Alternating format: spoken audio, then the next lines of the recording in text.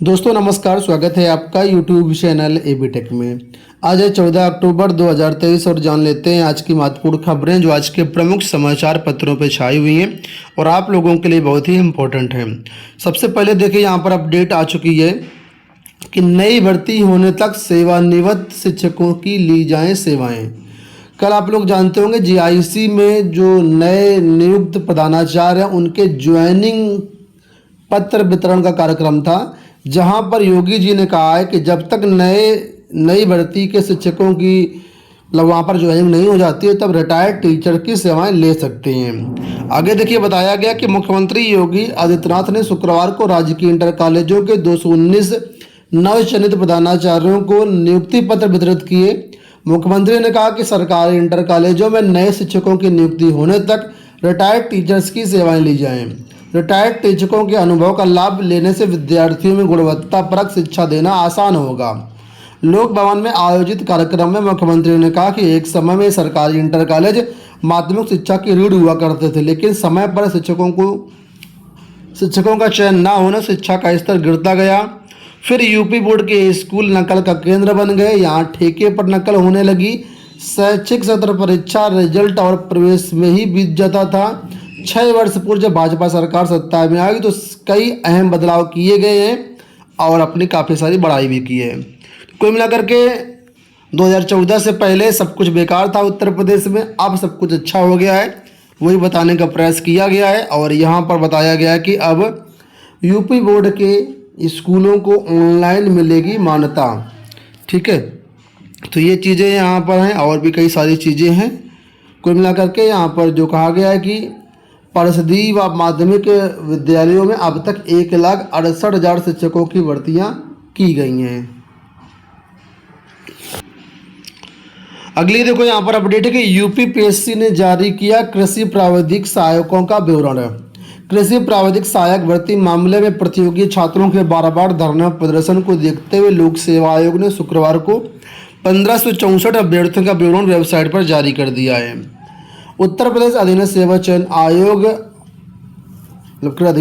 आयोग कृषि निदेशालय को सूची भेज दी गई है।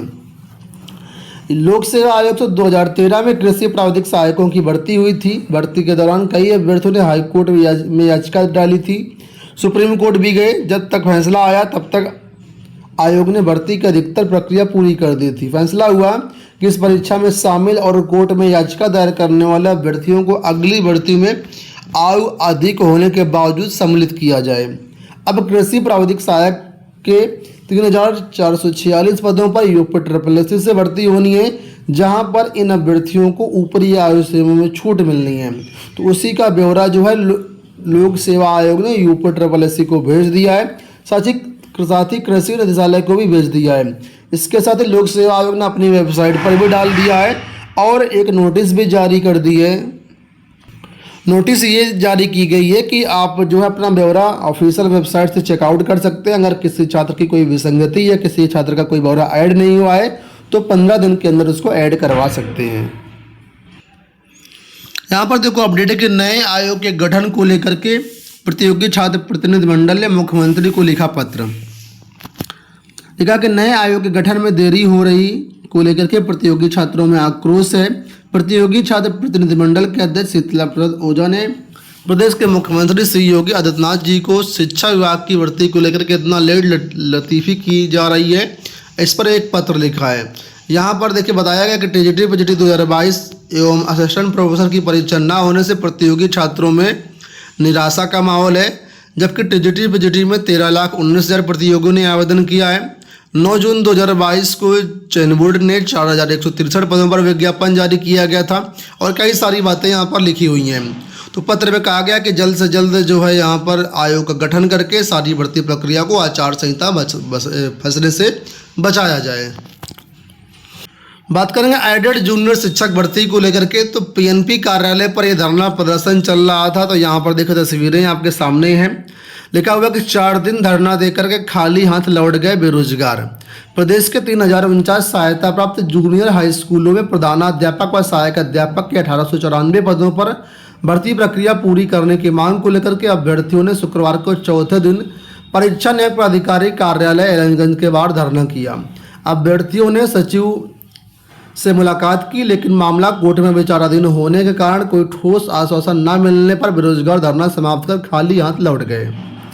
अभ्यर्थियों में सीपी सिंह, सिंगरौर, राहुल सिंह, सुधीर तिवारी, संध्या मौर्य आदि का कहना है कि बेसिक शिक्षा विभाग की ओर से हाईकोर्ट में प्रभावी पैरवी न होने के कारण उनकी भर्ती में देरी हो रही है।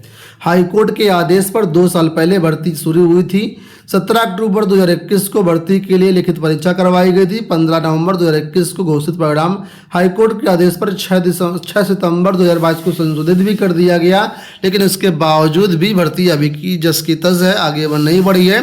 तो फिलहाल ये छात्र जो है धरना प्रदर्शन कर रहे हैं और कल बताया कि बेरोजगार खाली हाथ लौट गए। एसएससी परीक्षाओं के बारे में अपडेट है कि 11,788 पदों पर होगी एमटीएस हवलदार भर्ती। कर्मचारी चयन आयोग ने एमटीएस 2022 में पदों की संख्या जारी कर दी है। 11,788 पदों पर कुल भर्ती करवाई जाएगी, जिसमें से बताया गया है कि यहाँ पर ज़्यादातर जो पद हैं वो एमटीएस के हैं और कुछ पद यहाँ पर हैं वो आपके हवलदार के हैं। ठीक है, 529 पद हवलदार के बताए गए हैं और 11,409 वैकेंसी आवेदन के समय बताई गई थी। कुल मिलाकर के 379 पदों पर यहाँ पर इजाफा हो गया है। जो भी अभ्यर्थी एमटीएस वाले हैं इसको देख लें और अपने उसी के अनुरूप आगे की तैयारी करें। चलिए यहाँ पर देखो अपडेट है पीजीटी भर्ती 2013 धांधली को लेकर के कई दिनों से न्यूज लगातार मीडिया में आ रही है। उसके बारे में देखो अपडेट है कि 2 डीआरओएस ने नहीं किया था समायोजन का अनुपालन। टीजीटी 2013 भर्ती में फर्जी चयन और समायोजन कराने वालों में उत्तर प्रदेश माध्यमिक शिक्षा सेवा चयन बोर्ड के समांतर प्रक्रिया अपनाई थी। जिन 12 लोगों को फर्जी ढंग से चयनित दिखाया गया था उनके फर्जी समायोजन पत्र संभल और बलरामपुर के डीआरओएस को अलग अलग तिथियों में जारी किए गए थे।